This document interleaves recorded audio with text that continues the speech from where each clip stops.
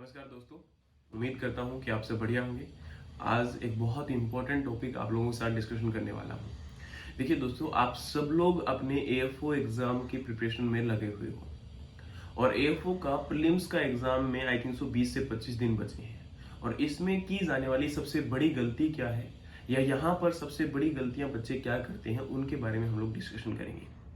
Recently आपका PO का exam हुआ था और आईबीपीएस पीओ के अंदर क्वांट का सेक्शन इतना डिफिकल्ट था कि बहुत सारे बच्चे जिनकी प्रिपरेशन बहुत अच्छी थी, उन बच्चों का एग्जाम भी रह गया था। या ये कहो कि उन बच्चों का जो सिलेक्शन है वो कहीं ना कहीं रुकने वाला है। ये मैं नहीं कह रहा हूं, ये उन बच्चों के द्वारा दी गई स्टेटमेंट है जो बच्चे आईबीपीएस पीओ की पिछले 2 या 3 साल से प्रिपरेशन कर रहे थे और वो एग्जाम देके जब आए। अब बोलोगे सर यहाँ पीयू और एएफओ के अंदर आप क्या कहना चाहते हो? देखिए, मैं आपको इतना बताना चाहता हूं कि हम लोग जब प्रिपरेशन करते हैं तो हमेशा हम लोग एक्सपेक्ट करते हैं कि किस टेस्ट सीरीज को हम लोग फाइंड आउट करें जिसके अंदर अप टू लेवल एग्जाम की हमारी प्रिपरेशन जो हो जाए। देखिए बेटा, ये जो एग्जाम का लेवल है ऐसा कोई भी शब्द नहीं हो सकता है। इसका रीजन क्या है? क्योंकि एग्जाम इजी, मॉडरेट या डिफिकल्ट ये तब पता चलता है जब हम 2 घंटे उस एग्जाम के अंदर स्पेंड करते हैं और उस एग्जाम में हमारा किस प्रकार से रिएक्शन रहता है उस एग्जाम के क्वेश्चंस को देखकर। क्योंकि हमारे साथ बैठे हुए मैक्सिमम एस्पिरेंट्स उतना ही जानते हैं जितना हम जानते हैं, लेकिन उस एग्जाम के प्रेशर को हम लोग कितना हैंडल कर पाते हैं इस बात पर डिपेंड करता है कि हमने क्वेश्चन पेपर को कितने अच्छे तरीके से पढ़ा और कितने अच्छे तरीके से उसके क्वेश्चंस को अटेम्प्ट किया। अभी इस क्वेश्चन पेपर के अंदर जो आपका क्वांट सेक्शन जो डिफिकल्ट आया था पीओ में, उसके लेवल की तैयारी बच्चों ने नहीं की हुई थी, उतना एक्सपेक्टेशन उतना नहीं था। तो इसकी वजह से क्या हुआ कि उनका कॉन्फिडेंस एग्जाम में क्वेश्चंस को देखते ही लो हो गया और उसकी वजह से जो उनका पूरा एग्जाम था वो खराब चला गया। तो मैं आपको यहां पर इतना कहना चाहता हूं कि कभी भी अप टू लेवल या same level of exam preparation कभी नहीं होता है, हमेशा above the level exam preparation करके चलिए।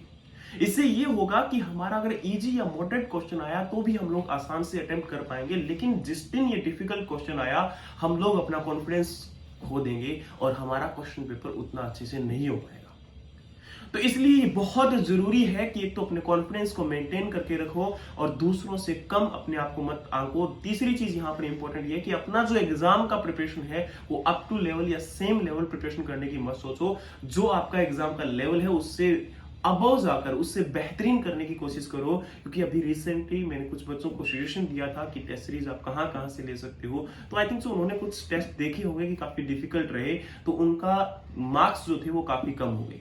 अब उसके रिलेटेड में बच्चे बोलते हैं कि सर आप हमारा कॉन्फिडेंस क्यों लो करवा रहे हो? बेटा, आप अगर अपने डिफिकल्ट क्वेश्चंस को अटेम्प्ट करके और अपने क्वेश्चंस का लेवल आपका अबव हुआ है और उस केस में अगर आप लोग आराम से अटेम्प्ट कर पा रहे हो, अपने जो पहले नंबर आ रहे थे उससे थोड़े कम ही तो देखने को मिल रहे हैं, लेकिन अभी तो हमारे पास प्रिपरेशन के लिए टाइम है 20 से 25 दिन, तो हम इस टाइम को यूटिलाइज क्यों नहीं कर रहे हैं? हम डिफिकल्ट क्वेश्चंस को अटेम्प्ट करने की कोशिश क्यों नहीं कर रहे हैं? मैं मानता हूं कि ये कट ऑफ क्लियर करने का एग्जाम है, इसके अंदर आपके मार्क्स फाइनल में ऐड नहीं होने वाले, लेकिन ये उतना ही इंपॉर्टेंट है जितना मेंस। क्योंकि अगर ये क्लियर नहीं हुआ तो फिर अगले बार के लिए सोचोगे कि इससे बेहतरीन प्रिपरेशन करूंगा और फिर अप टू लेवल एग्जाम की प्रिपरेशन करूंगा, लेकिन फिर आपकी गलती होगी, फिर आप लोग उस प्रिपरेशन पर नहीं पहुंच पाओगे और उस गलती की वजह से आपका एग्जाम रह जाएगा।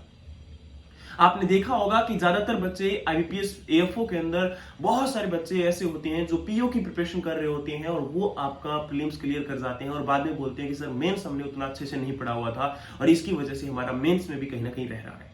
तो इसका एकमात्र रीजन ये है क्योंकि वो अबव द लेवल एग्जाम की प्रिपरेशन करते हैं और उसकी वजह से उस एग्जाम को क्रैक कर पाते हैं।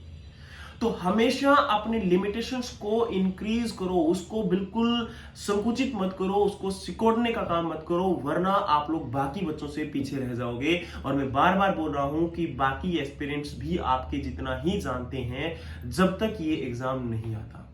एग्जाम जब आता है तो उस टाइम पर आपका कॉन्फिडेंस, आपका जो प्रिपरेशन जो आपने किया हुआ था वो सब मैटर करता है। उस 2 घंटे के अंदर डिसाइड होता है कि आपका सिलेक्शन होने वाला है या नहीं होने वाला। तो लास्ट में इतना ही कहना चाहूंगा कि अपने एग्जाम की प्रिपरेशन को थोड़ा सा अबव करो, जो आपका लेवल आप लोग एक्सपेक्ट कर रहे हो उससे ऊपर का लेकर चलो और क्वेश्चंस को अच्छे से अटेम्प्ट करो, प्रैक्टिस करो जितना कर सकते हो, मैक्सिमम एफर्ट्स करो, डेफिनेटली आप लोग सिलेक्शन ले जाओगे। और लास्ट में एग्जाम के अंदर इतना ही करने का काम करना कि जो आपका वहां पर प्रिपरेशन, जो आपका एग्जाम होगा उसको देखकर अपना बस इतना एक्सपेक्ट करना कि आपसे बेहतरीन कोई नहीं है, आपका डेफिनेटली सिलेक्शन होने वाला है। थैंक यू सो मच, बहुत बहुत धन्यवाद आपका। जय हिंद, जय भारत।